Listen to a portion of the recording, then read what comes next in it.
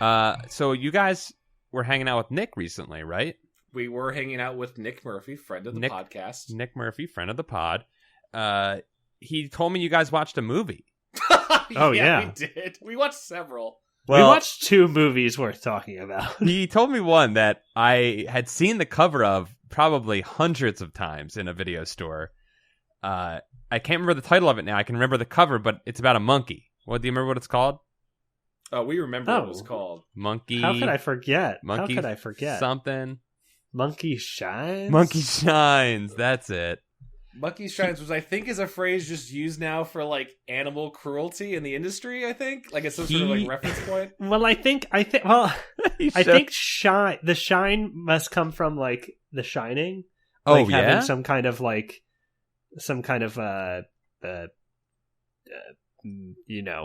connection. Well, we don't know. Something that exists. It's not a Stephen King movie, by the way, too, even though it feels like it might have been. No, but it's Stephen King's friend, George Romero. Written and directed by George Romero.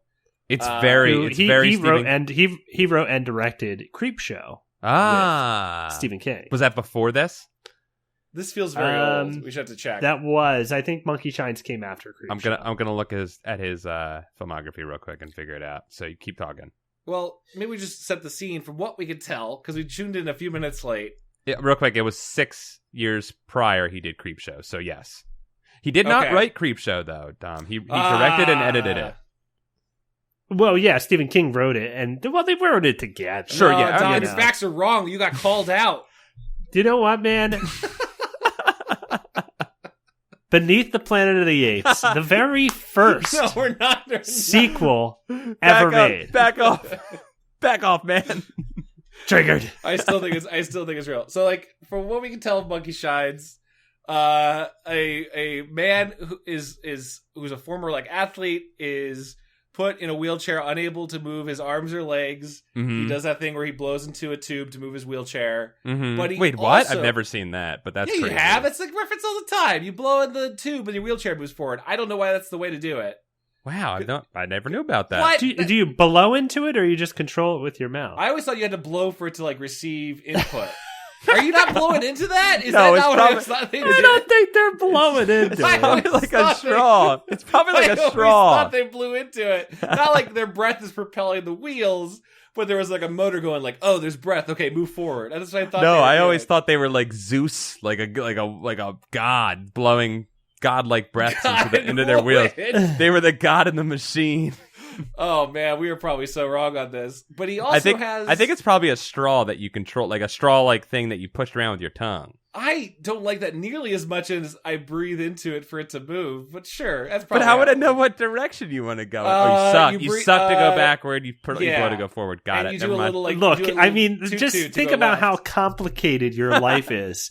Let alone a monkey shining your ass. Yes. Well, it's like people who have like diving bells. That's not what it's called. But like when you're trapped in your body and they do the whole like, here's an eye chart, look at the letters and blink when this is the letter you want to spell. There can be complicated systems, right? Like, no, you're right. Yeah, you're right. Regardless, this is not a crucial part of the plot, other than he's in a wheelchair and can't move. He's quadriplegic. Yeah, that's huge. That's huge that's huge to what comes about in the movie. But I feel like underrated to mention, Dom, was that like he also had a voice command system where he could be like door 11 and then the doors would all open. Like he had a full high-tech system to help him do most of the things. Yeah, he could yell at his house and his house would listen and do stuff. It was a very honestly smarter house than any house now. Like it was very active. I was going to ask if he was rich, and then I was reading the synopsis, and the first thing is that he was an athlete, so obviously he was rich, and that's why he can afford the smart house. I think it was like an OJ minus the murder. I think that's kind of his thing. Yeah. Okay. It'd be like if OJ murdered his own spine, kind of thing. Right. Yes.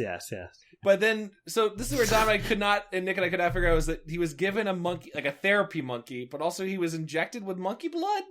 Hold on, let's see. Well, we're not. Yeah, well, okay. So we watched this on antenna. I have an antenna, and if you don't have an antenna and you can receive a signal, you absolutely should get an antenna. It's like $25. It's the greatest thing. Tom, where did you hear of that? Getting an antenna? Well, I had one when I first moved out here because I was like, I'm not getting a cable, and then like it didn't work, so I just never revisited that idea until recently, and it's great. I love it. There's a great channel called Comet that they show a bunch of like B movies and cult classics, and that's where you watched this is where we watched it. And so we turned on the TV. We were like, oh, Monkey Shines. We're all familiar with that title. We might as well just watch it because there's already some interesting stuff happening. Mm-hmm. Like I think when we turned it on, a monkey injected. I was going to say the first thing we saw was a monkey running through the hallways with a syringe, and we're like, we're on board. I gotta say, the monkey acting in this movie is great. It's a cute little. It's a famous monkey for sure. It's like a Indiana Jones monkey, right? Like Bad Dates monkey. Yeah, like a little organ grinder monkey. Yeah, a little cutie monkey that's they got good little personalities on them, but can be rascals. Yeah, but what if that monkey went evil? Yeah, if they're prone to evil, as was seen in Indiana Jones. Oh, right, so the monkey was evil the whole time. Twist for Indiana Jones 2. He hailed Hitler. Yeah, he ate a date. Remember? Did the monkey hail Hitler? No, he didn't. He hailed Hitler and then he ate a poisoned date. Wait, hold on. Is this Indiana Jones 2 or 1? It's 3. No, one. No. It's one. He eats the date. One is the date. Okay. Yeah. Okay, now I remember. Does he hail there was Hitler, no Nazis though? in 2. I don't remember why would he hail Hitler. Did they make a monkey hail Hitler? I'm pretty sure. Hold on, let me Google that. I don't think he hails Hitler. I don't think he hails That would be Hitler. a huge gif on the internet. A monkey hailing Hitler. You know the alt-right would like be making that their news, like that'd be their new meme frog, would be like the monkey from Indiana Jones. Hold on a second. I was pretty sure. Doesn't hail Hitler. You don't have to look it up. Well, despite that fact that he did inhale Hitler, the monkey was still a piece of shit. The monkey's a piece of shit. So this Yes. this monkey is also a piece of shit. Okay, so here's the idea. So the monkey has been experimented on by his friend who's a scientist who's been injecting human brain tissue into monkeys. So then they like give him like, hey, our quadriplegic friend, like, why don't you have one of these experimental monkeys named Ella to be like your helper? And it's like a good thing, but then it suddenly turns a sinister turn as the monkey gets too possessive. They give him a little bit of the monkey's brain and the monkey a little bit of his brain? I'm not really sure. All we saw was like a shot of him cutting up his back and then like imply. And here's the thing to say: when you read the Wikipedia plot, even the person who writes the Wikipedia plot's not sure what's going on. There's a lot of times where the phrase "it seems like there's a telepathic link, but we're not sure" is said in the Wikipedia plot. Something I read after the movie was that the monkey begins to channel his rage because he's like really frustrated with his life, and so the monkey starts killing for him. Oh. But is that implied or said? It happens in a scene where the monkey kills his mom. Oh, we missed that. Yeah, we missed that part. I watched it again. So this guy, it came on a couple more again. times. Yeah, the monkey. There's this great scene where his girlfriend comes over to help him, but like the monkey trips her up and she gets knocked unconscious. And then the monkey tries to light her on fire, and he's like, He "No, holds a lighter up to her dress." That's what you were. Yeah, Nick was telling me it's like she was out in the rain too, and she's soaking wet, and it won't light on fire, right? Yeah, and then so the monkey fucking jumps up on the dude's lap, and she's like hissing and stuff, and he's like, "No, go away, go away!" Get out And here. then the monkey Leave. just fucking whizzes on him, Oh, and no. he goes, "You slime." it's such a good delivery too. I wish you had that clip. It's incredible. You can watch it on YouTube. He showed me that clip, and then the next clip he showed me. So he showed me that one, and I cracked the fuck up at "You Slime." But then he showed me the ending where the monkey gets. Okay, yeah, we should set this up. Please set it up. Please set it up. Go. So the whole time, by the way, like it's never really clear if the monkey's going to kill her master or not, or just being overprotective. Like she's also kind of threatening him, besides pissing on him. But eventually, yes, I don't know why this is the move. She's like disabled the power in the house, so the automatic things aren't working anymore. She's got the phone lines and everything. And eventually she's like, "Yeah, come here, Ella," or whatever her name is. And then he just bites down on her neck and just thrashes her around. But it's so clearly like a Muppet. It's like a sock puppet that he's just taped to his mate, and he just has to thrash her around. But also he gets monkey teeth. It's weird why he gets monkey teeth. He has a bit of the monkey in him, I think. I guess, but it's not really clear. Like, it just suddenly kind of comes out near the end, right? Well, what separates us? What separates man from animal? Oh, deep. But to set up the clip that I'm sure you saw, Yeah, so like he kills Ella, and I guess he just probably sits there for a while because they don't really show what happens. Like time passes, Yeah. and it shows him back in the surgery hospital. Like, oops, that was a bad idea to put Yep. monkey blood in your system. And we Mhm. were like, we were in a state where like, man, watch this. Something stupid's just gonna happen, like where a monkey's gonna jump out of his back, and Uh-huh. then that happened. Oh my god. They cut open his back, and like and Ella just spritzes out, but it's clearly like a fake monkey. Yeah. Just shooting out like a xenomorph. Right, No, yeah. it's the monkey is real. The monkey was method. It was like I really need to be in there. Just That was covered in back goo. That was a collaborative effort between the monkey and George A. Romero. Yes. Yeah. It is most certainly covered in back goo. Yeah, and then he snaps like, "Oh my god, I was in a dream while I was in surgery." But it was one of those beautiful moments where it felt like we summoned a moment into a movie. Like Yes. if you chant and believe in it hard enough, it'll happen. Yes. We were high too. Yes. Yeah, we were also high, so it really did blow our minds. I wasn't high, and I was watching the part where he murders the monkey, and I like looked at Nick, and I was like, "This is horrible." Like I just looked at him because I was like, "This is making me sad. He's murdering this monkey." And Nick just looked at me, and he was like, "No, that monkey's a total piece of shit. You have to watch the rest of the movie." Yeah, you got to see what this monkey do. This monkey is bad. It's At funny one because point- it's funny because I said that, and then he explained to me the scene that you guys told me about, where he tries to kill her by lighting his girlfriend by lighting her on fire, and I was like, "Oh yeah, this thing totally deserved to be bitten to death."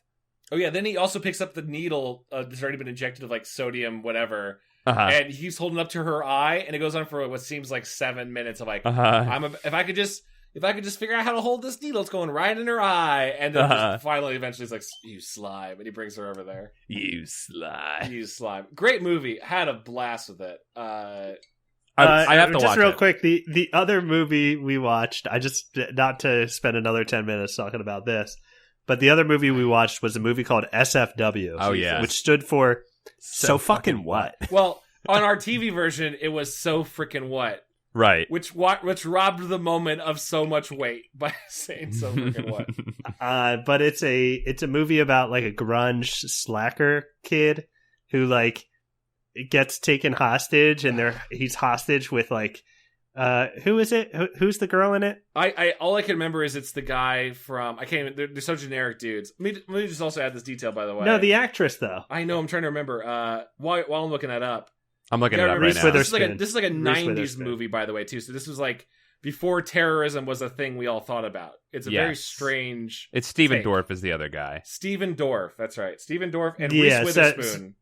But they're held hostage. Reese Witherspoon and him and some other people are held hostage for like a month, Hmm. and like this terrorist group like takes video of their hostages, and then they worked a deal with the government so that they would air the videos on television. Uh-huh. And that's where he became famous for like they were gonna kill him, and he was like, "So fucking what?" But it's like the angstiest, like dumb, what a 16-year-old thinks is cool movie. Yeah, it's Um, very try hard. It's very like Reddit/atheism. Like it feels like that's the entire attitude of Oh boy. Oh boy. Yeah, the director sent the movie to Kurt Cobain because he wanted to use a Nirvana song in the movie. Oh, yeah, this blew my And mind. apparently he's the guy is quoted on Wikipedia as saying, Kurt really responded to the film. And then the Wikipedia goes on to explain, however, Kurt could not secure the rights to the Nirvana song for the film because Kurt killed himself shortly after. Oh my god, So dude. this movie, and not just because it was related, like the whole movie is about this very tryhard, like this guy's message of so frickin' what is changing the nation. Like it's a huge deal. They're playing the terrorist tape footages on TV all the time. Uh-huh. Girls want to fuck him just because of how cool he was. He doesn't care. What's his name? Chris Spab. It was, yeah, it's a couple called him Spab. It was so annoying, but like you could see in the movie this guy who's supposed to be like an anti-hero becoming a messiah, and it like Right. ruining his life. You're like, this fucking made Kurt Cobain kill himself. Yeah, and then this girl stands up at this like at school where he's giving a talk, and she stands up and she goes, "Everything matters," and she shoots him. What? Yeah. Oh, yeah, I You guys completely forgot you about should that really part. watch it if you want to watch a really bad movie. It's It so really fucking does bad. feel though like a 14-year-old wrote it. I'm gonna watch Like- Monkey Shines first, but maybe I'll get to SFW. Also, going to add the terrorist footage stuff. That feels like a whole movie. That is like the setup. The most of the movie is about Steven Dorff now being a cult hero because he was so funny and interesting in the terrorist footage. Like they'll show footage where it's like him and Reese Witherspoon are just like doing sketches for the terrorists. What? Like they're not traumatized. They're like kind of just having fun and like fucking around, and that's making them more likable. It's insane. And he's not a hostage. He just plays one on TV. That's like one of his lines. Yeah, it's really Oh my. awkward ideas But the best- of like, the cool stuff. The best part of the movie, though, is that throughout the entire movie, Reese Witherspoon is being interviewed on television all the time by all different types of people. Larry Oh. King, Phil Donahue, Yeah, I heard about this. and then shortly we were like, it's all these knockoff guys. It's not the real. It's not supposed to be Larry. It's supposed to be Larry King, but it's not supposed to be Larry King. Yeah, it's supposed to be Larry King, but it is some other guy. Mm-hmm. And then we shortly realize, oh, it's the same actor playing all of these imitations. God. It's the same fucking guy. It's the actual actor credited as 7 different characters, Fucking. but the weird. movie's like not a comedy. It's really weird. It's just really bad. It's also really bad. Yeah, it's so much like when you guys have friends, especially who are like in college, they're like doing their first film Uh-huh. and they're doing like Tarantino-esque stuff where like dudes with sunglasses and guns and briefcases are just running through a parking lot saying things about life and Yeah. the bike. It felt like that for a major motion picture. Right. It was really bizarre that it got made. We were kind of dumbfounded by it. Well, it came out the year after Pulp Fiction, so Also written by the guy that wrote Groundhog Day. wait. Yes, but as we know with Groundhog Day, they really made that movie as they made it. Like Right, I think they yeah. really deviated from the script. I'm So, sorry. yeah, it came I out. had a It came out the theory, same yeah. year as Pulp Fiction. But hold on, are you sure about that? That What? wasn't. I thought no. Groundhog Day was written with Harold Ramis though, and I feel like Harold Ramis really. No, I think Ran the I think show our, there. our theory was that this guy did a script for Groundhog Day at one point and wrote the most like unshootable angsty thing where Bill Murray's character just goes through hell and like he just spends his time meandering and not doing anything and just like saying things about life, kind of like this Goosebuds book. Kind of like this Goosebumps book. If I could, I was make gonna that say- connection. So freaking what happened in this book, guys? The worst Goosebump book I have ever read. Hold on. Okay, so I need to lay something out here. Okay. I feel like Dom's going to agree with you, but I need to say, and full disclosure, I remember reading this one very distinctly as a kid, so this was kind of a fun nostalgia trip for me. Mm-hmm. I was going to say, it's a good one. It's a good one. Oh, we are split. It's Okay, a good now- one, but it is the least. There's no horror in it whatsoever. No horror. I would say Well, the there's- horror of time travel. That's where the horror comes from, and that's why I think it's good. If a scary thing to you is being changed by your own mother, then yes, there's a little bit of horror to it. But I see what you're Right. saying. Yeah, having like my adult consciousness being changed, I would prefer not. I would prefer it. I would not want that. And My your problems adult with the book- consciousness yeah. watching as your life hurdles backwards to the void. I mean, there's also that. I mean, unless you want to be changed by your mommy, Chad. I don't at all. But here's Okay. here's my Okay, fundamental just give me problem the with opportunity to say that you did. No, if you did. fundamental problem with this book, and we can get into it, is that the main character acts as if he has no agency when he clearly does. Like, can we do we just Go on. explain the plot? Yeah. You know, it seems like you got a soapbox to stand on. Well, plot it up, Chad. I don't plot it want up. to railroad. Let's just lay down the No, basic no, idea of talk. this plot to get Let's- into the problem with it. Plot it is out. Dumb kid Mike or whatever. Anthony. Is it Wait, Anthony, no. really? Anthony. No. Anthony's the guy selling the clock. Never mind. Right, sorry. I thought it was Mike, but I could be wrong. He's like got a shitty sister that his parents love for no reason, whatever. All The the most shitty- basic. The shittiest Yeah. kid in any of the books that we have read. By far the shittiest. But easily I the don't- shittiest kid. It was beyond even believable that like the sister could just destroy everything and have a monster disguise climbing out of a cuckoo clock, and the parents be like, Mike, what are you doing in that cuckoo clock? He's like, is that me? He's like, Mike, you're in trouble. Like, it was just beyond believable. But it was ridiculous. It was ridiculous. It wasn't entertaining in any way. That was like half of the movie. But eventually, Dad buys an antique clock that he's been wanting to buy for years. Mm-hmm. Our main boy has no interest in it at that point. It really should be a story about the father, because he's the hero choosing to cross the threshold, so to speak, by buying the clock. Right. We can talk about all this. I just want to jump to the point of... Although I'll argue that later in the book, he inspires the purchase of the... I think there's, some time loop shit going on in this. That's all I'm saying. No, our main character is definitely just like, I don't know, Dad bought this clock. I guess I'll fuck around with it, even though I have no plans to. He turns the head of the cuckoo clock backwards, which I very much remember as a kid, that being a weird idea, and finds himself the next morning repeating his life backwards. So he repeats yesterday, and then 3 days ago, and then 6 months ago. Yeah, a couple of months ago, and it starts to get exponentially faster. Yeah, and that is the general core like hook of the book. But Hook of the book. What's our new category? What's the book? What's the hook of the book, RL? All right, I just don't see it It's yet. our new segment called Hook of the Book, where I just Hook yell. of the book. But Well, you see, there's a haunted boat, and anybody who gets on it, they turn into a frog. I don't think so, RL. you know what? You got hooked. I'm putting this fish back in the water. That's like the weird tagline if we don't like it. Doesn't really make any sense. Catch and release. This hook doesn't even make any sense. All right, but like, so very early on, I was like, oh shit, I'm repeating my birthday again. This is going to suck. He clearly shows that he chooses to do things different than he did last time and still fucks up. Like, the first time, his little sister trips him while he's walking down the steps, and he spills the cake everywhere, and everyone makes fun of him. And they say he looks like the Hulk or whatever, because I guess the cake was green. Yeah, that's a detail that's never explained, Never Chad. explained. It's like, I don't know, did the cake eat cake a lot? Anyway. It never says that it's a big green cake. It's a green cake. And he talks about being the Hulk, detail. and that bugged me. I'll agree. I really bugged me. I was like, I don't know. Maybe there's a famous comic issue in the 90s where the Hulk ate a bunch of cakes. I don't know. One and done, RL. First draft looks good to me, pretty boys. RL, your license is revoked. So he has agency of himself and knows what's supposed to happen because he's lived this life before. He gets a second chance, right? Yeah.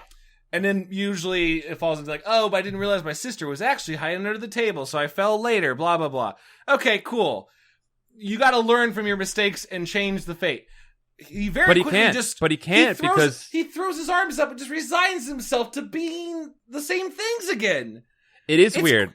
I'll agree. Crazy. I'll agree. So go ahead. I was gonna say, so Chad didn't leave much out. I just summed up the whole book in 30 seconds. But the book is so simple. This book is so straightforward, literally straightforward and straight backward. It goes, you go into a couple of days, you see a little bit. It's actually really an odd structure because it's insane. Because he talks about, I think it starts with him getting the clock, right?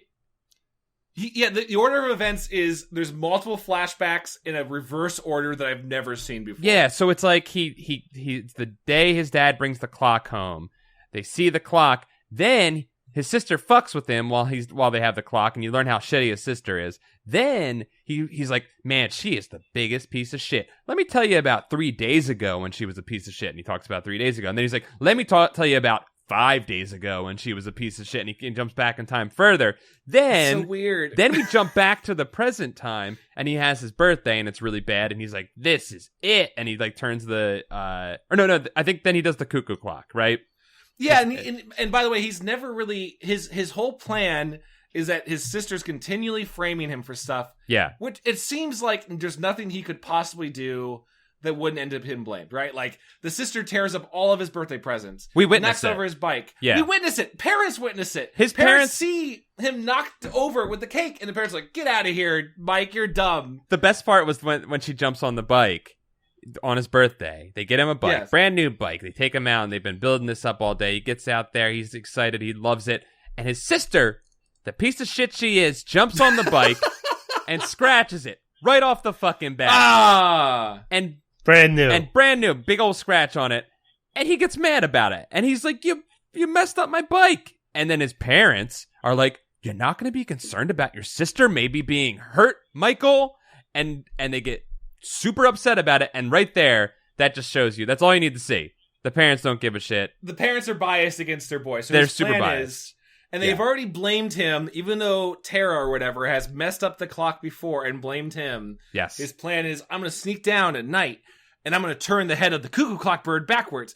That'll show them and they'll totally blame her. And like, why? What evidence do you have in your entire life to make you think that would work? It's insane. Let's admit that Michael might not be the brightest of kids. Maybe there's a reason to hate him, I guess. I don't know. So maybe he's just not the brightest kid.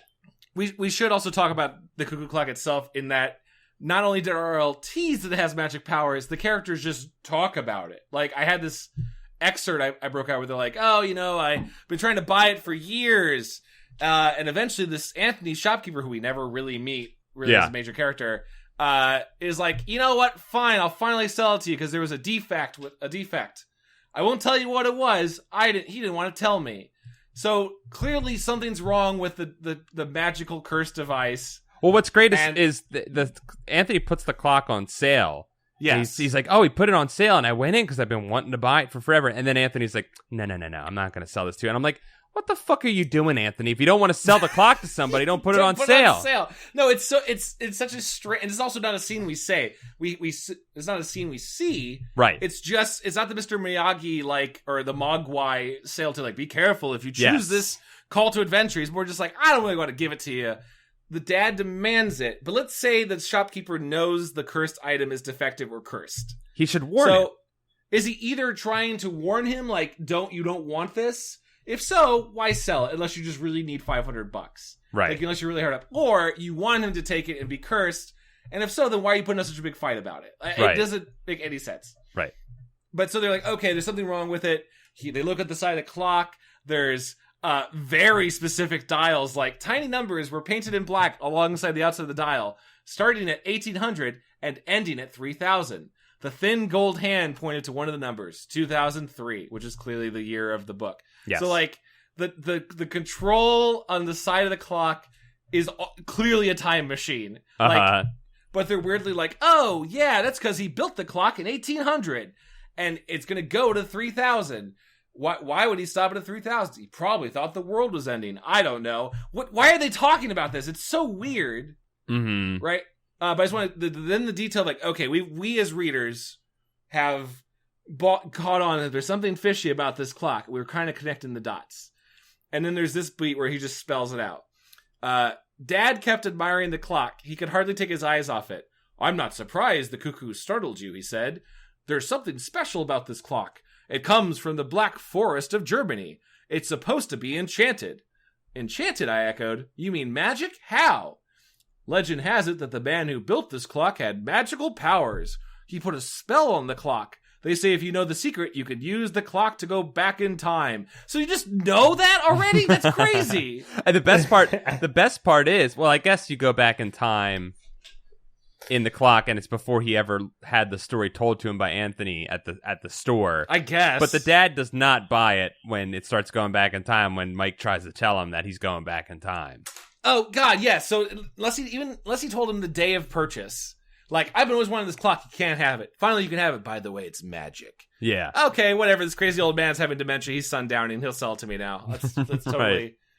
Right. It's such a crazy premise, but then the son's like, I will turn the head backwards, it'll slowly piss off my dad, and then Tara will get in trouble. Yep. And thus begins the backwards fall through time, and when I personally lost my goddamn mind reading this book.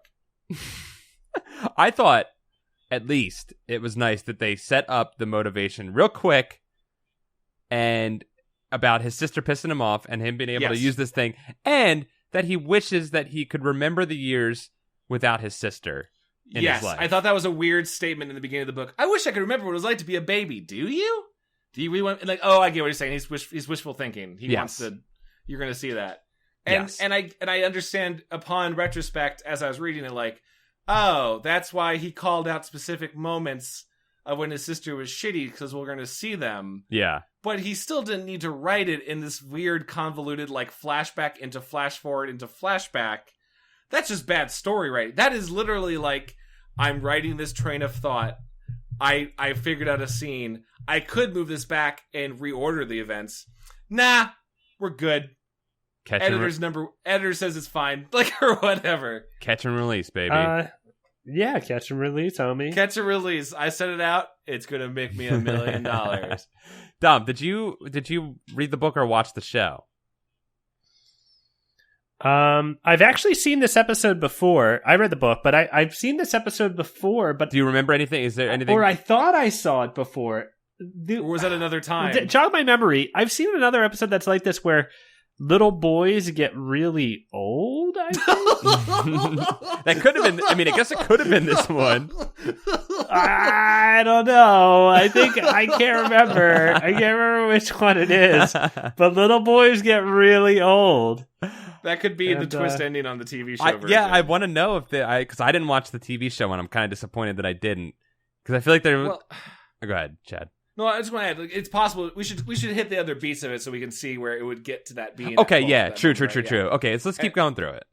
So, and this is, you'll maybe understand why I was so frustrated was, okay, now he's back to his birthday again. The first day he resets, it's his birthday again. I can't believe you guys are pulling a prank on me. And this is classic. The prank thing. Go ahead, sorry. Well, no, he's just like, it's classic time travel. Like, I don't believe it's the same day. You guys all must be pulling a goof. Like, I think until halfway through, he kind of seems to go with it, but then he still allows the events to happen. Right. He's still like, she's going to open my presents again. And he doesn't do anything to stop it, even though he can clearly do something different. Right. And then he goes to bed. And he wakes up like, oh, shit, it's like 5 days earlier now. Because my parents are mentioning that my birthday's in 4 days. Yeah. Oh, shit, I'm traveling back in time. And they do some A+ improvisation there where they all start talking backward at the same time. And I was I was like, you guys are pros here. That was the one cliffhanger I was kind of into, where it was like, oh, don't you understand, Mike? We are all traveling back in time. We're stuck, and we can't stop it. That was one where I was like, please let this be the plot. Please let them all be trapped together. That's so much more interesting. Right. Prank. No, it was all a goof. They all started talking backwards, and haha, you dumb idiot kid. We hate you. You're the worst. I think this book had the least amount of like actual cliffhangers. No, the only cliffhangers were just, again, pranks. Or I went to bed. I wondered how old I'd be next night. That's pretty much all the cliffhangers in this one. Yeah. So I think the part where I got really frustrated was he's established that he could do things differently, but the first time he fucks up because he doesn't realize it's actually his birthday again. I get it. Second event which is farther back now or whatever, is like, we were practicing for the play, The Frog Prince, and I had to do a frog costume. And last time, my crush was over because we were going to rehearse the play, and my sister totally tricked her into coming upstairs while I was changing, and my zipper was stuck, and I was in my underwear, and she saw me and laughed at me. Yep. This time, things are going to be different. I'm going to tell her I'm not going to put on the costume, and they start demanding I put on the costume. Fine, I'll go upstairs and I'll lock the door. Yep. But I guess I'll still change in my underwear, tempting fate once again. Just to see what happens. The lock wasn't working. That's right. My dad hadn't fixed the lock yet, so she walks in and sees it again. Again, that's just Mike being dumb.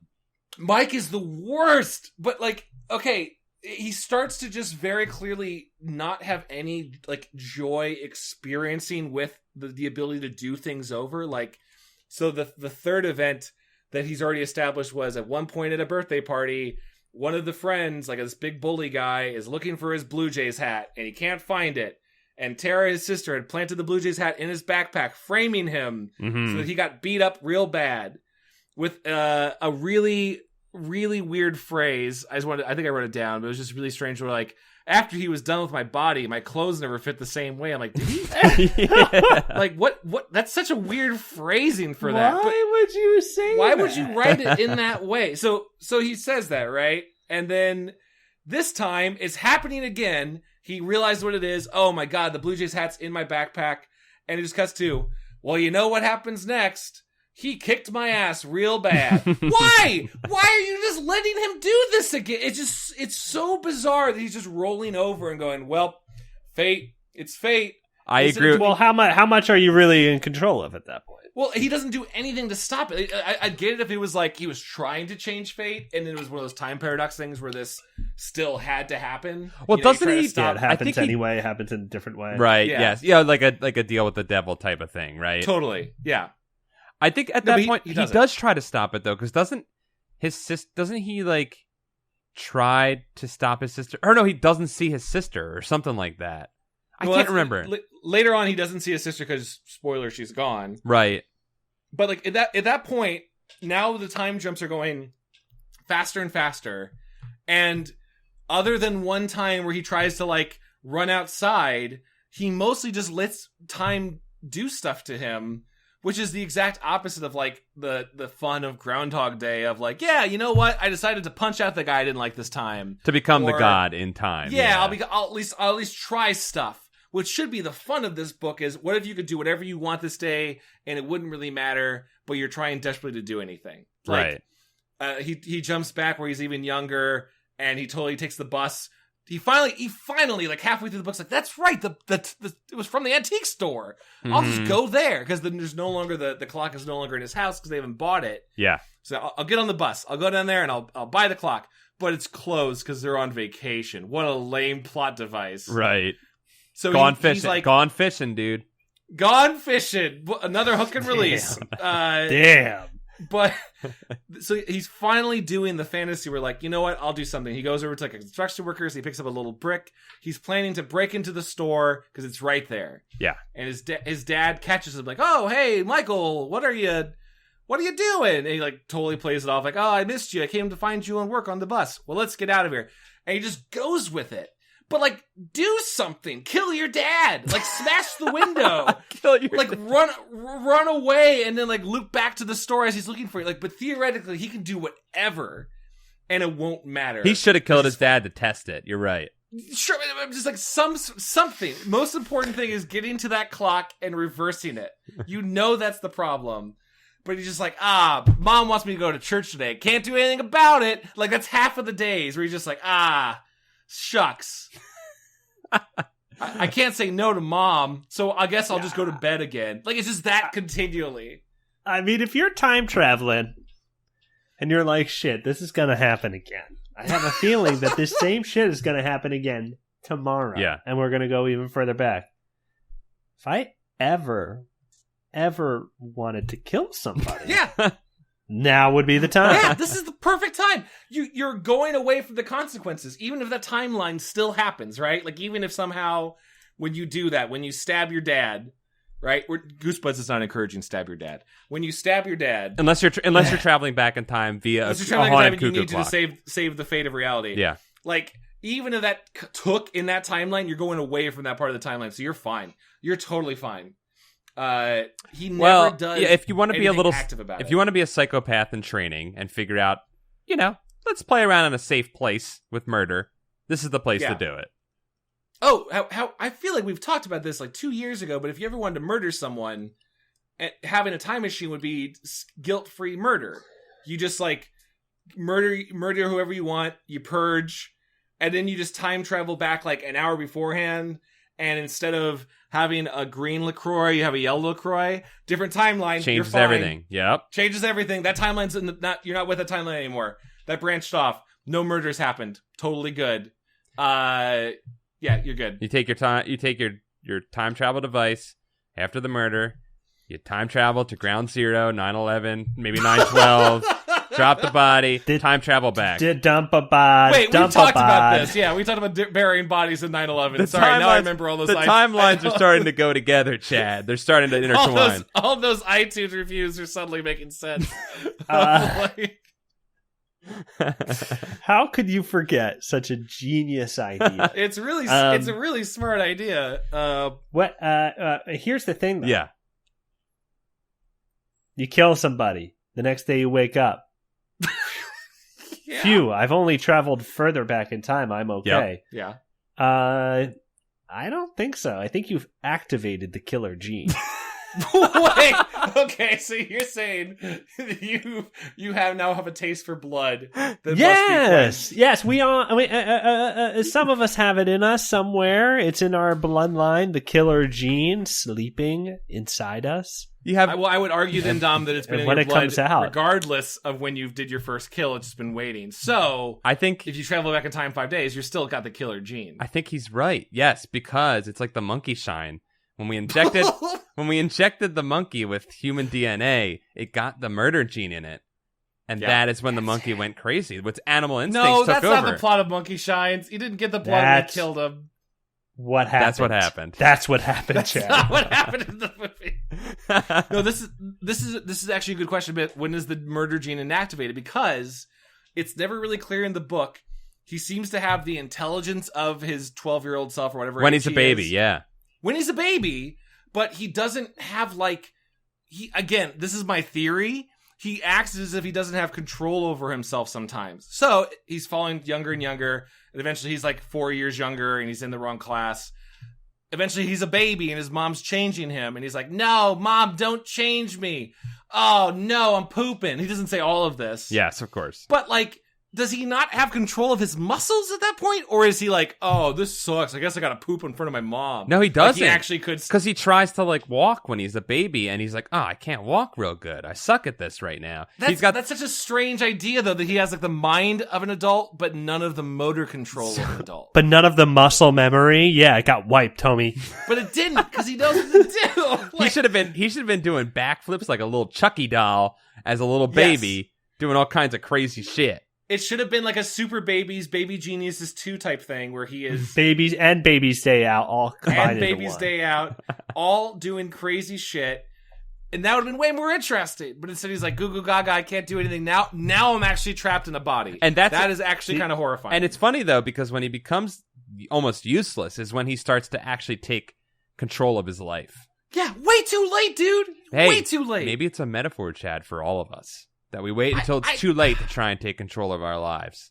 I cannot stress to the listener, if they didn't read this book, how many chapters end with him going at 6 p.m. going to bed. Like he just gives up for the day. Like you're kind of resetting in Zelda Majora's Mask. Whatever. Well, I Like, he's gave him just- my best shot today. I gave him a best shot. Dude, If I was time traveling, a lot of my day would be like, "Oh my god, I time travel! Oh my god!" And then I would be like, "Whew, it's 6 o'clock. I'm ready for bed. I'm beat." I had a big day." there's not a single time he tries to sneak outside or steal his dad's credit card to buy the clock or do anything. Here's what I thought he was actually going to do, by the way, at one point, was he realized he's time traveled back before his little sister's born, because they don't know who Tara is and he's 3. Yeah. I thought for sure he was going to do a whole thing like, "Hey, Mom and Dad, you should get your tubes tied." I thought he was going to do something like that to keep his little sister from being born, change his fate. Well, excuse me. Let's finish up this book here. Let's finish with the story. That would have made sense. That's not what happened. So- Paul, would you like to? Yeah. So what happens is he starts to take over and starts to take a little control of his life as he gets younger and younger until he's a baby, and he ends up in the store with his parents on a lunch break with their dad. The dad, Yes. they visit the dad one day at lunch, and he's a little tiny baby, he's a little toddler, he can barely walk, and he somehow through some, what all those baby movies you just listed, all those things, he uses his baby cunning to get to the cuckoo clock right as it's about to chime at 8 o'clock or whatever time it is, and he as it's counting down, he gets to the top and he twists the head back around because for some reason the clock is literally traveling through time, and he must hit something on the side when he's doing it, and that's not clear. It's Yeah. not What clear. exactly is it? it's very unclear, but he changes it at the last second as the clock's about to shoot back in, as the bird's about to go back in the clock. He turns the head back around and he goes, and then this is where I thought was a little bit of an inconsistency. He's like, "Nothing happened. The time travel didn't happen," and I'm like, "Well, you fucking idiot! It happens when you go to sleep. It's a Groundhog Day This situation." is really the dumbest kid we've ever had in Goosebumps. Yeah, but then all of a sudden there's this fucking flash and he's transported back to his present day, which doesn't make sense. That never is how. No, it doesn't make sense. That's not it should how have it been works. I thought for sure the next one was going to be I succeeded. I'm now traveling forward again, and now I get to have my revenge. And then he was going to like do all the stuff again, right? But no, instead No. he teleports back, and he wakes up, and it's his birthday again, and there's no little sister, and he's like, "This is the perfect day," and he murders his sister by not fixing the timeline with her in it. He kills his sister. Yes. He Well, time there's murders a his sister. detail. He does. Well, I don't know if he time murders his sister because, I mean, obviously, yeah, she's no longer part of it. But maybe what he was supposed to do is he took the date off. So eventually, at the end of the book, it's like, oh, you know what? I finally realized what the flaw was. And you think the whole book is supposed to be like, yeah, clearly it's a time travel machine that can ruin your life. Yeah. No, the flaw is that on the giant dial on the side, which somehow has every year ever. Right. For 3,000 Like, the one- years or something. For 3,000 years, which doesn't even make any sense. Like, the 1 year that's missing is like 1996 or whatever, the year that his sister was born. Yes. So because that wasn't on the clock, when they went back over it, his sister wasn't born, but that sounds like just the year didn't happen. That's Like, yeah. no events from 1996 happened? Like, it just skipped it? It's like a 13th floor in a hotel. Like, we're just all just gonna like gloss over the fact that this year just isn't in anyone's memory. But I don't think he took the year off. Unless they were going to say that when he was a baby, he ripped it off, like the sticker or something. And that was like fate, like he ruined it in the past. And that was the defect in the future. I don't think he killed his sister. It's just like a weird byproduct of it. Yeah. But theoretically, anything else happened in 1996. Like, Animaniacs didn't come out, or whatever. Like, whatever dark future this is. Whoa. Here's a weird thing. So I bought the book on Amazon to read it. Yeah. So there's differences in the different editions of the book. What? The 2003 reprint, the book changes Tara's birth year from 88 to 96, and in the 2015 ebook, which is one I assume that I read, they rewrite her birth year as 2008. So I didn't read that one, even though I totally bought the ebook. And then also the years on the dial change too. It's 3,000 in the 2003 edition, 2,000 in the 1995 edition. Okay, so here's the thing about me reading this as a kid. I read the 1995 edition, and I remember that freaked me the fuck out because I remember people kept saying the world was going to end in 2000, and I was like, he thinks so too, and it freaked me out because I was like, oh my. RL's a doomsday. Yeah, so that freaked me out, and I was wondering when I read it this time why it said 3,000. I was like, that's weird. I remember it being like something like where I was like, oh god, it's fucking 2000. Everyone thinks it's going to end in 2000. Anyway, and then that's very fascinating. Yeah, and then anyways, apparently in the 2003 edition, which I apparently read, he uses the encyclopedia, but in 2015 he uses the internet. I don't know if you guys read the internet one. Oh no, I think I read the encyclopedia one. So I think it's interesting that he changed the years though.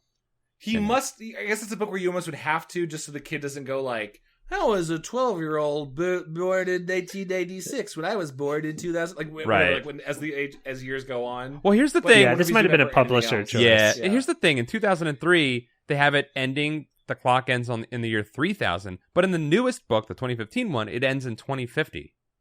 Weird, huh? What happens in 2050 that they know about? So that's what I'm talking about, right? It's scarier, though. It is scarier to have the book tell you that the world's going to end in a time that you're going to see. You know what I'm saying? Damn, dude. Guys, if this shit we're going to read happened, this book in 2050. We're going to have to get if we skip 96, dude, Tupac still be alive. Oh, fuck. Yeah. Okay, so that doesn't make that's the craziest time travel idea I've ever heard. That by skipping a year, the events don't happen. Yeah, it would. John Benet Ramsey still alive, still living, or she's still alive as far as we know. When did John Bobbitt get his wiener cut off? Lorraine John Bobbitt got his wiener cut off. I think earlier in the 90s. It was a simpler time when we only cared about wieners getting cut off and thrown in the grass. It was 93 when that guy's wiener was the. Remember when the news made fun of a guy for 2 or 3 months just because his dick got cut off? Like, that was the height of American discourse. And we were all like, you dumb idiot. Didn't he rape his wife? Wasn't that? Is that what it was? No way. Yeah, I think it's like. I've heard the other thing that she was like the reverse thing. I don't know. Oh, that's a Wikipedia. That's another. I think he was cheating. That's a Wikipedia entry for another time. I think he was cheating. I think that's what it was. No, wait. Oh, is that what it was? Hold on. Yeah. No, Dom's right. Wow. Okay. Yeah, make fun of that guy for having his wiener chopped off. Yeah, that guy's a fucking horrible That's okay. monster. Okay, I'll rescind my. Don't make fun of a guy. Later to appear on WWE, courtesy of Vince McMahon. Was he really? Yes, he was. Who did he fight? Who did he fight? Like a He Jewish was with stereotype Val was gonna do, Venus. like, a circumcision? Val Venus was going to have his wiener chopped off by, I'll just say Asian folk. I don't know. I don't know what their kayfabe background was and what their actual background was, because it may have been different. Okay, But they were going to use a sword to chop off Val Venus's penis, and Why? John Bobbitt comes in and turns the lights off. Yeah. so that he could get away, or so you don't see the dick getting cut off. Yeah, I guess he got away. He was chained up though, like they were ready to chop his wiener off. This is what I watched when I was a little Me boy. too. Okay, yeah. so just a weird reach. There's like a really terrible Aqua Teen Hunger Force episode where a bunch of Chinese caricatures are gonna rip off Carl's dick. Is that what that's referencing? Maybe? No, I can't. So, like so the clock, right? Yeah. Theoretically, it has backwards time powers if you reverse the head. And here's a theory: either Go one, on, yes. it was built magically, like the legend says, to travel back in time. Mm-hmm. Which doesn't make any sense as a magical thing unless either you're immortal Uh-huh. or you had the clock in a rigid stuck place for centuries so that you can go back centuries, but even then you wouldn't survive, right? Mm-hmm. Is there any way for you to take the clock and go forward? I guess not. Well, the head's forward already. Unless you set the dial, maybe, to like the future it's year it's and then a turn the head. reverse. Yeah, it's like a reverse only type thing where, like, let's say he has it up to 3,000, so that in the year 2950 you can set it and go backwards to later I years think that's and then go back. it's probably only a return because you can't travel. Well, no. Don't they say that you'd only be able to travel forward in time? Really, you won't be able to travel backward in time. You're just living it, I guess, by just being. So unless you live forever, no one can use this clock without turning into a baby. I think you're right. That's it. Hey guys, I feel like I'm moving sackwards in time. Living in this ball sack of a year. You know what I'm saying? You're Stop. heading back to it. You're heading back Oh. to the sack when you're traveling back in time. I will say I was Yeah. actually disappointed that we didn't get to him realizing that he's like in the womb. Dude, I wanted that weird body horror, like a 2001 because ending. he's supposed to be All- aware. So you would be. all gooed up in womb goo. Oh, what if it was like him being aware of him being born, and he's like, "No, don't bring me out," and it's like his and it's like his dad delivering him. And then somehow, as they're like raising him up to cut the cord, he sees a little cuckoo clock on the wall. It's like, there it is, goo goo gaga, and he Whips his and he umbilical reverses it. around its neck. he whips his umbilical cord like Indiana Jones and turns the head backwards. Oh, Okay. So I know you think this book was the worst one, but let me argue for why it is actually a Sure. good one. Sure. It doesn't fuck around. It just goes. No, I mean that's true. There's not a lot of fake jump scares after it starts. And there's not a happening. lot of like meandering bullshit. It just goes, and it's kind of scary. It scared me because you could grasp the doom at the end of this, where if he didn't fix it, he would just be unborn, which is basically dying. You're just dying the opposite way. So it was really scary, because it was like an actual death of the kid, like was imminent and would have happened. I totally hear that, and I think that's a valid point. Counterpoint. Go on. I'm not going to try to convince each other. I just think there's both sides of the same time travel coin. This book takes this premise that is really fun and is so boring with it. There are two moments I had to write down because I couldn't believe we were talking about it. Okay. One is where we just learn about what the characters have been eating recently. Yes. This is a quote. Yeah. We had pasta with broccoli and tomato sauce for dinner. Mom was on a big non-meat, low-fat kick. I didn't mind. Pasta was better than we'd had the night before. Lentil soup. Honey, Dad complained to Mom. A hamburger now and then never hurt anybody. I disagree. Mom said she didn't have to say more. We don't hear the lectures about meat. Like I'm just drifting to sleep as I'm reading. I'm like, why are we learning Well, this? you know why that's It in doesn't there. even, it doesn't come into play later. You know why that's in there? Because RL's was hungry when he was wife writing it? was on a vegetarian kick and he wasn't happy about it. And he was like, it doesn't even come and he into was play like, later. Loretta, I wrote you into my most recent book. You should read it. And then she read it, and they had probably a fight about it that night. Okay, sure. Yeah, And what's upsetting is that he calls her Lorette when he's mad. Lorette, Lorette. I'm gonna eat this chicken McNugget. His wife makes a nice meal for him. He's like, I'm having chicken nuggets again. And he just makes it out of the microwave and stomps away. I write books for little boys. I can have little boy food. And the other moment where I was like, why is this the thing? He's already time traveling back. He remembers everything from the future, but now he's a little 5-year-old or 3-year-old boy. Uh-huh. And he's just impressing his parents by showing them he knows how to tie his shoe. And then we just watch as his parents watch him how he ties his shoe. And I just wrote down, why this now? Why out of all the things are we watching a little boy tie his shoes? I'm going, wow, what a little smart boy. Like, fuck off, RL. There's so many things you could do with this premise. Do you think that his actions in the past affected his present when he came back? That would have been a cool idea. But here's the thing, Paul. Go on. And Tom, but also Paul, especially, he doesn't do anything to make anything different.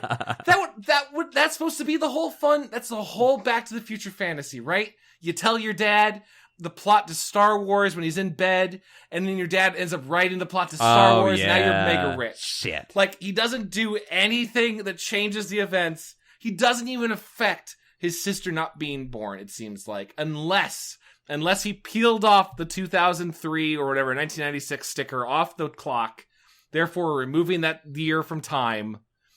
He has done nothing. Maybe it was, and I hate this. Maybe kid. it was. I hate this dumb. Maybe kid. it was when he was joyfully shitting in front of his mom and enjoying it that she was like, "I'll never have another kid again. These things are terrifying." Does he just not have sphincter control? Because I feel like he could have held it in. I think he could have held it in because you know what muscles to do when you need to not go poo. And I bet you have control of those pretty young. Yeah, as a kid, you just don't know which ones they are. So you're just like kind of a pile of meat. Right? This is how child development works. Yes. So, like, he totally was like, I don't know what to do. I'm time traveling. Boop, boop, boop. And he just poops in his mom's hand. Yeah. Like, I hate this kid. These are the worst kids. These were some of the worst kids in any These book. are the worst kids. Yeah. I was really hoping for some sort of come up. Like, Tara is not even funny mean. No. It's just like, you kind of hate the parents, too, because they're just not disciplining her. Yeah, she's a vicious demon, and they don't do anything about it. Yeah, I was hoping you were going to find out that she was like a wizard or something, and that's why she's so mean. I don't know if that would have made sense. Yeah. I hate these kids. Yeah, I did, as a kid, I kind of like related with Michael because he's a kind of just a weird, awkward kid, and I was like, oh yeah, I am Michael. So I think that's why this one stuck around in my head for a while. But you were just reading it, and you were like, haha, Mike, it only gets worse. Yep. You know, it's a memorable book. Like I was kind of recalling how much the idea of turning a cuckoo clock's head backwards was makes perfect sense. I totally get why it travels you back in time. Yep. Like as a kid, that completely worked for me. That it's a memorable idea, I guess. But I don't know. Like maybe if you're gonna name drop a wizard, a German Black Forest wizard in the beginning of your book, have him meet the wizard at some point. I don't know. Throw some spice in there. Yeah, right. You know? Remember a few books ago when that wizard became some kid's dad? Yeah. That's what we needed. That was nice. That's what we needed. That was nice. Yeah. If he had encountered the forest and encountered a wizard in the forest, he time traveled too far back. Like he went past baby time, and now suddenly he was like the wizard or something. Maybe he traveled Whatever, back get to fucking weird with that it. mystical fairy tale German forest, the Black Forest, and then met a wizard there, and then came back and then smote his sister in a wizard battle. That would have been dope. I love this book so much more now that you have pitched this. I don't like this current book. I like the book that you're pitching. So you'll say that's a catch. That's a catch. I am catching that. I'm taking it home. I'm cutting Putting it it in the net, putting it in the fish Fry net. it up. Fry it up at home. Got my fish hat on, got all my baits on there. Have you guys ever gone fishing and caught a fish? Yeah. You guys ever done that? Yeah.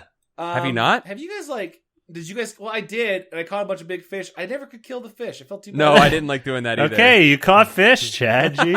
I'm not trying to brag about it. It was apparently no, here, I went fishing. I caught a bunch of big fish. but I couldn't do it. And my dad never let me hear the end. Of Really? it. Like it was a bunch of big catfish. This is a good way into inside of what Chad's young childhood was No, like. I didn't do that either, Chad. I couldn't kill them either.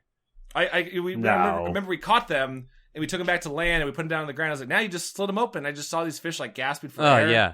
And it was like, we gotta go kill them now. And I'm like, we can't do it. Put them back. and they were like, really? I like put them back. And we put them back in there. I remember the guy said to my dad, like, your son just threw away around $200 in delicious catfish. Oh And my dad God. has never, and that was also like, what, 2002 money? My dad's never let me hear the end of it. Like, not even in a joking way. Like, he's still mad. My uncle killed the fish for us. He was very nice about it. I think if maybe they had just done it and I would have looked the other way, I would have been fine. Yeah. But they were very clearly like, kill the fish, do it, look it in the eyes, and I was like, I can't do it. What was traumatizing about mine is that my dad would make me choke the fish.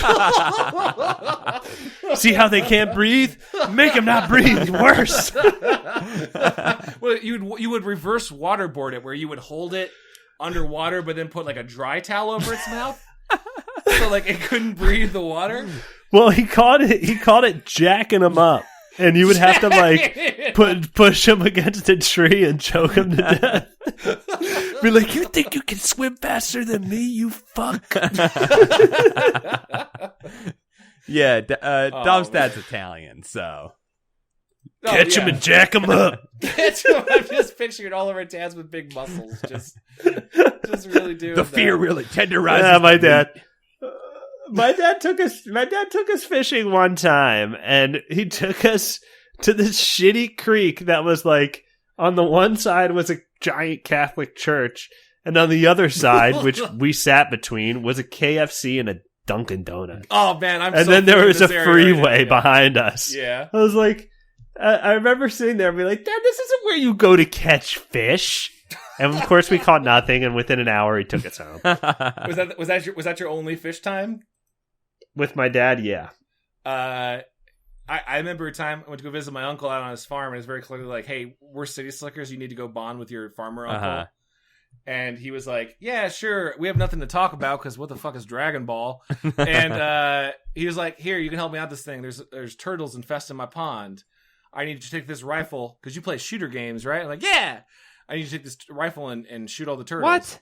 And I was like, when they pop out of the water, you need to shoot them. I'm like, they're hurting your farm? He's like, yeah, they're hurting my farm. And turns out I'm real fucking good at crack shooting turtles. They pop out of the water. Wow. I killed about 10 turtles. Oh my God. Not You bragging, made me sick. Not You made me bragging. sick, Chad. But I was just like a good crack shot. And I was feeling really proud. My uncle was like proud of me for the first time ever. And then on the car ride home, I'm like, wait, how are those turtles hurting that pond? And I suddenly flashed back to all the clear signs that he wanted me to just kill turtles for fun, but he had to trick me. That I was like, he had tricked me that I was like saving the farm from poverty. And I realized I just murdered innocent turtles. I still think about that and feel terrible. I'm confessing Damn, on this Chad. podcast. He fucking Ender's gamed you. He Ender's gamed me. I never He fucking Ender's gamed you. What the fuck? Oh my God, I never thought about that. Holy That's shit. fucked up. He really did. I'm sorry. I'm just reeling from realizing the level. Oh, that's great. I was just going to go ahead and make a Jarhead reference, but Sure. Is you know, there a Jarhead? I think moment if the in Jarhead? Ender's Game one was enough. Is there a moment in Jarhead where they trick him into killing An entire a race of blood beings. planet? Yeah. Isn't that the plot of Jarhead? Is that what happens to Jarhead? Isn't the plot of Jarhead is like he goes to war and then he realizes that like what he doesn't know what the fuck he's doing out there, and he's like his life is falling apart back home, and like he's isn't he like I never he's saw like, it. what I'll the just- fuck, what I the haven't fuck- seen what the it. I fuck know is this it, yeah. about? I haven't seen It's it. pretty good. I watched it in school. They showed it to you. I couldn't shake it over the thought that it was just Jughead from Archie Comics, and I was like, he's gonna eat some hamburgers. There is Jarhead 2, What? which is I think like a propaganda film. Jarhead 1 is more of just like this is the plight of like people who Yeah, it was supposed to be like a really Um, serious like deconstruction of army stuff. Jarhead 2 is like, he's gonna fucking kill them terrorists. Jarhead 2, the last Jarhead Well, Sniper. guys, you might not know this, but there's a Jarhead 3. No, They've there's gotten not. to You're 3. making They've up gotten things. to 3. Okay. And I don't. What's the plot of Jarhead 3? A group of Marines must protect U.S. ambassador from a group of militants who attacked the embassy. Oh my God, it's an embassy being attacked. It's totally, I feel like totally they're a becoming propaganda film.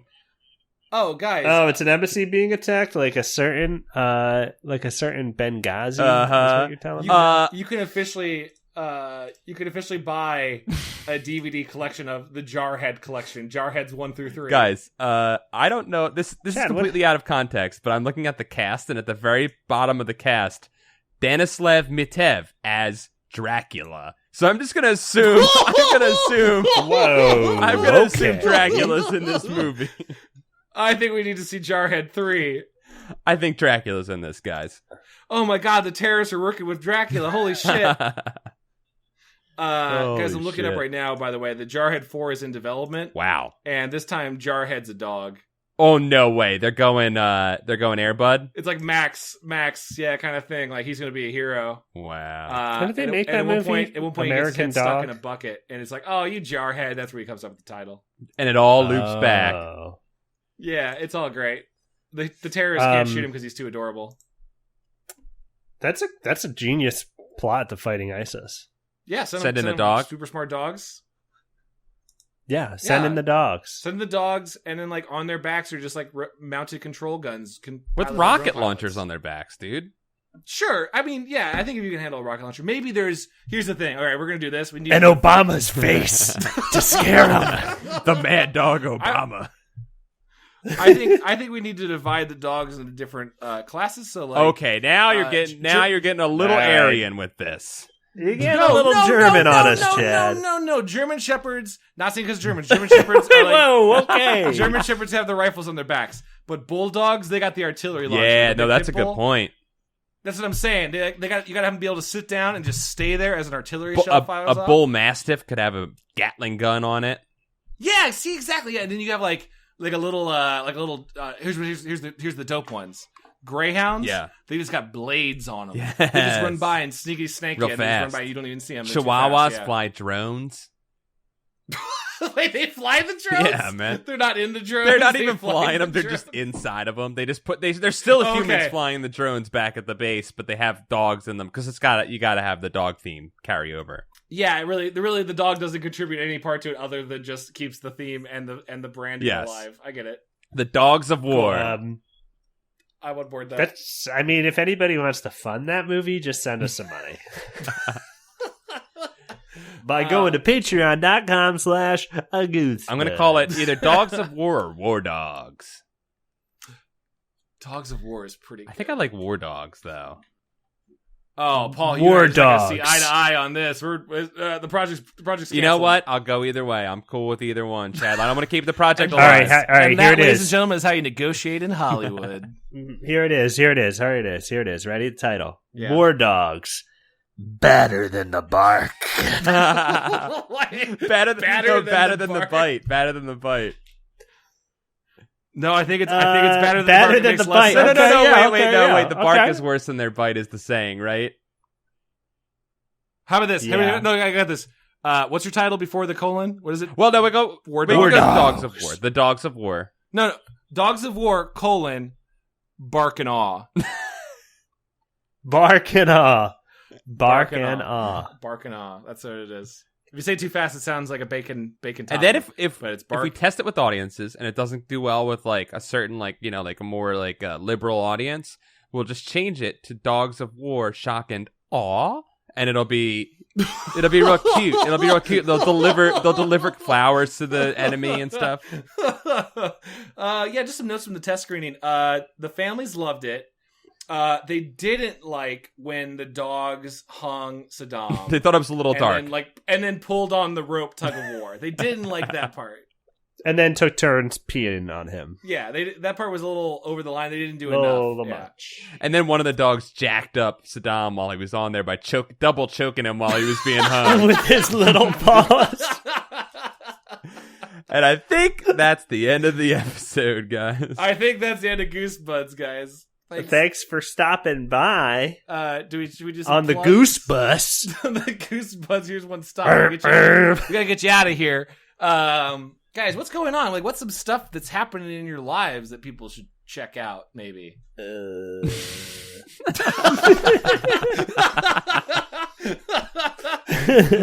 I'm still doing Pretend Friends. If you haven't listened to it yet, Pretend Friends is an actual play role-playing podcast where we don't play D&D. We play a different game, actually, and it's very silly and very goofy. And if you like the humor of this show or anything else we do, you'll like it. It's very funny. I enjoy it. Chad said even if he wasn't my friend, he would listen to it.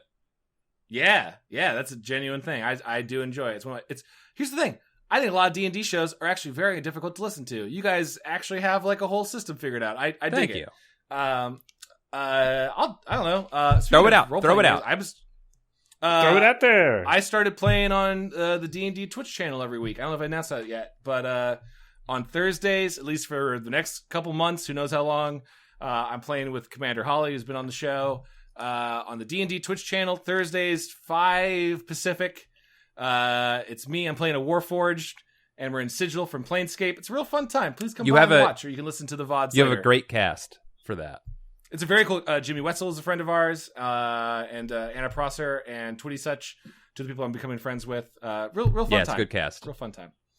Dom, what about you? What you got going on? You got some Paperback Paradise? I saw a new post. I made a new one. PP Yes, is I have back. another one. I have another one. It'll probably be out by the time I just have it. I had to write it on a Post-it because I bought the book yesterday, and then I was like, "What the fuck is this book going to be?" And then I was getting ready for work, so I had to write it on a Post-it and put it on there because I figured it out, and it was "Deed to My Dick." So not seeing the title, only hearing the title, not seeing the cover. I can't wait to see what the cover is. It's called "The Deed to My Dick." I love getting the title before seeing the picture. That's great. Hey, soon. I like that tease, yeah. You can get your very own Mickle t-shirt at comfyjunior.com. All of the stuff that I do, I sell it on there. I ship it all by myself. If you include a note, I'll respond to it. I usually give you a little something extra for free. Somebody included a note that said they were buying a Mickle shirt, and they were like, "This is actually my second Mickle shirt." And then I wrote, Oh "You, my the God. real MVP." And I put a sticker of Roddy Piper pointing at him on there. I was very happy with that. That's worth it for sure. I love it. Also, all that types of stuff. every Comfy Junior merchandise has been graced by Dom. He has touched it with part of his Touched body. by me, lived with me. It lived with me for a bit. Can I say that, you give each one a little kiss before you put it in the box? You can't say that. That's Okay. actually, I Is can't that against confirm. shipping regulations? I'm not allowed. My lawyer has suggested Okay, that's that fair enough. I don't Yeah. answer that. You're not question. saying you don't do it, though, right? I'm not. I choose not to answer. Cool. He pleads the fifth on this. But some of the stuff that we've been doing at Cartoon Network, me and my team, the Cartoon Network YouTube channel, there's a playlist called CN Minis. I don't Yeah. know why it's called that, but it is. You And make it little minis, mini I don't- funnies. they're mini. We put up one today that was an hour long. Wait, What? Yeah, we put up we did like some slow TV backgrounds. I'm working on one right now, but we put up one that is it's like Ice King's Castle, and it's just kind of just like a sound and relaxation kind of thing. Oh, It's an that's hour dope. Oh, long. that's nice. Yeah, people really like it. We were happy with the response, so it's good. So you put it on your TV in the background and just kind of hang out? Yeah, just put it on. We did it today. It actually blew by. It was only an hour long, so it ended within an hour. That's really But I just that pulled it stuff, up. It's beautiful. Some of it I've drawn, some of it I've written, some of it you'll hear my voice. Somebody called it out today. I did a voice of a Banana Garden one. I didn't know that. This dude commented and was like, "Dude sounds like Kermit," and then he was like, "Kermit the banana." Oh, this looks dope, dude. I love this. There's all types of stuff on there. I'm a part of all of it. Oh yeah, the children are yelling at me now. I'm a part of all of it. I didn't know that you were now officially in the Adventure Time canon by being one of the voices of Banana Guards. That's huge. I made a voice. I wish I could do it again. I wanted to re-record it because I wasn't happy with it. This is a little behind the scenes, but hey, there Dude, we that's go. like your Pink Floyd Metal. They made that sound on the album Metal, and they didn't know how to recreate it. And they were like, well, I guess we can't ever make that again. That's cool. Yeah, This is what we got. yeah, dope. basically. Hey, also, while you're on that Cartoon Network channel, because that's Cartoon Network's official YouTube, watch some Unikitty clips. Yeah. Man. Watch some Unikitty clips. Hell yeah. I wrote like a bunch of those. Watch. You know what? Watch Kitty Court. We did a whole episode where it's like a fake TV net channel in Unikitty's Kingdom. I'm real proud of it. Watch that one, please. Please do. God, good God. The Cartoon Network fans are so mad. Oh, they're mad all Anyway. the time. It's so funny. It's also 'Cause they're always just little someone with children. like, even though it's a cartoon about understanding and acceptance, it's always someone with a Steven Universe avatar going like, "I hate this. Get this off the air." I'm like, would Pearl say that? Would Pearl say Just that? mad children. Just angry children.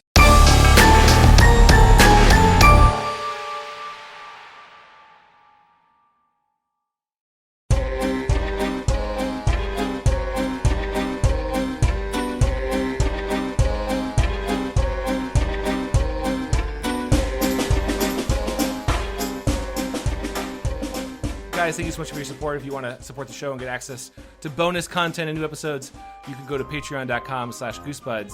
Our Patreon is supported by many folks, including these wonderful people. Asim Zaman, Stefan Jive Turkey Kuwabara. A High Meowmers 2.0 The Quickening. Kale Clinton, T-Crabs. Matthew Reiger. Heidi Shanks, Adrian Gunter. Hector Alberto. Rivera Ortiz. Cougar Keppelman, Reinfected. Nicholas Johnson. Gabe Chavez, Heath Robinson. Sludge McKenzie. King Bank, Andrew Blank. Jeremy the King of Lizards. There's a lot of kings going on here. Mm-hmm. Joey Evans, Ryan J. Navarro Cote. Cam Chadfan420 McLean. thank you so much. Yeah, Chad fan. Maddie, Ethan Obama. Brett Roth. TJ Barone, Sam Newton. Samuel Jackson. Nice. Cody Redfield, Tyler Penner. Matt Batchelor. Eric LeBaron, Ishak Arifin. Randy Hernandez. Amelia Crouch, Will Vanderslice. Brian Shell. Trendy Moron, Nicholas Vu. Clay Castle. Tom Whittam, Miguel Pardo. Christina Doling. Tara Jansen, Macho Muffin Randy Savage. First name, last name. Caleb Daughtry. Let me say it. Caleb Daughtry, Luke Noodles. Theodore the dog who does drugs. Aw, Oh, I don't know if I'm happy or sad. I don't know. He's free. It's Let him do what for he his wants. kidney. Yeah. For his kidney. Oh, that also makes me sad. Jonas Blotterman, Chris Mazu. Juan Holguin. Roberto Rodriguez. Shifty Swamps. Mudbark. They're best friends, Shifty Swamps and Budbark. Mm-hmm. Third, Sergio. Patrick. Tom. Aaron, making you say words Cole. The Dragon Llama. Jake Young. Jason Crooker. S. Patrick Reynolds. Scott Colopy. Trent Davis. Jacob Rackior. Ya best pal. Some shitty prank by your brother. Oh. Tyler Lucas. Kyle Billings. Robert Moon. Poop Dick Tracy. Always on the case. Stealth Base. Ryan Melfi. Logan Troiano. Sorry. Yetisburg. Michael Knight. Pen Mask. Connor Church. Zenticles. Lendl Martin. Ronald King. Drew Applegate. Silo. Alistair Perez. Brian Wells. Victor. Becca McWilliams. Boner Jams 2018. Return of the Bride of the Slink. Oh, damn. Yep. Zambambino. Spencer Egert. Sven Stormbeard. Ben Bohat. Psychomaster 1. Carly Sarnowski. Vincent Modica. Aaron T. Strook. Chris Culver. Stephen Daniels. John Jimco. Brandon Rowdenbush. Brian Hobgood. Jennifer Britton. Afshin Mataleb. Bean Daddy Spook Boy. Danky McStanky. Low Belly's Tears _ Sarah Kemp. YT Chan. Philip McKee. Zachary J. Boyce. Matt Flanagan. Jibs. Great Awake Man. The RuPaul Productions. Mayor Negatorium. Joshua Lopez. Martin A. Macias. Daniel Callejas. I love how those two go together. Jim Graves. Jean-Luc. Natu Pearl Henderson. Christopher Boyce. Hollis Hornbeak. Turtle Mancer. Zachary James Boyce. Always on there. I love him twice. Walter Frazier. Ford Theater Reunion. Sean Lyons. Cameron Murphy. Audio. Paul Grasso. Ben Biole. Michael McDowell. David Crown. Zane Keefe.